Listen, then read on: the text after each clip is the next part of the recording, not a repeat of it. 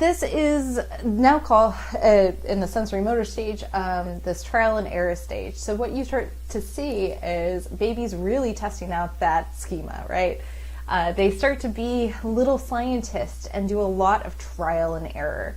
So babies may throw things onto the floor, right? So if they're at their high chair, they may throw their bottle onto the floor, see what happens, then they may start to do the, their food, or they may start to do other things like throw off anything that's there, right? Because they want to see, what happens, right? They want to test their schema, they want to assimilate some things as well as accommodate, right? So some things have a really great splat. Some things mom might want to pick up and return to you, whereas other things mom may not want to pick up and return to you. So like if I throw my peas off the high chair, mom may come and pick those up and throw them in the trash. Whereas if I want to throw my bottle, mom may wipe it off and then give it back to me. So the last little part about the sensory motor stage is that from 18 to 24 months of age, so a year and a half to 2 years, we start to see the beginning of mental representations. So the goal of the sensory motor stage is to be able to start developing those mental representations.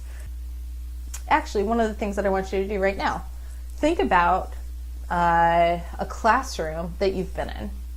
And this could be a class at, your college, or it could be a class during different, like high school, for example. And see if you can describe what that classroom looks like. What I just had you do is describe a mental representation, right? So we're representing the classroom in our own minds. We're representing what it looks like, for example.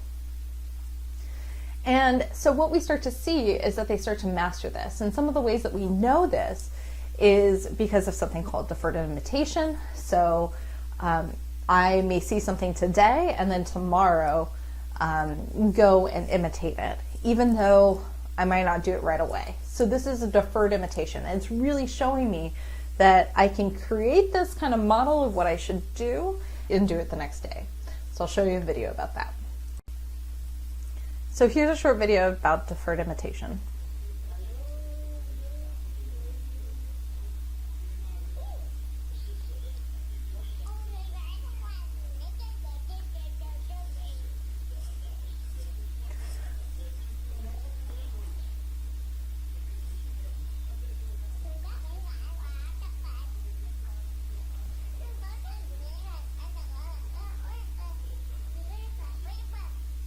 But as you can see, that baby was not actually seeing somebody on the telephone at that moment, but instead was imitating probably what they had saw before. So they imitated the gestures, they imitated hand gestures, even how potentially their parent or somebody else that they often see on the telephone is communicating. So this is what we mean by deferred imitation. And again, all of this allows us to move on to the next stage of development.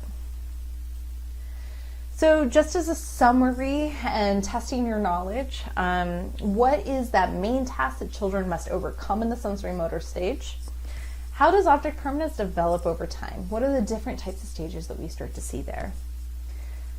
If you were to give that object permanence task, right?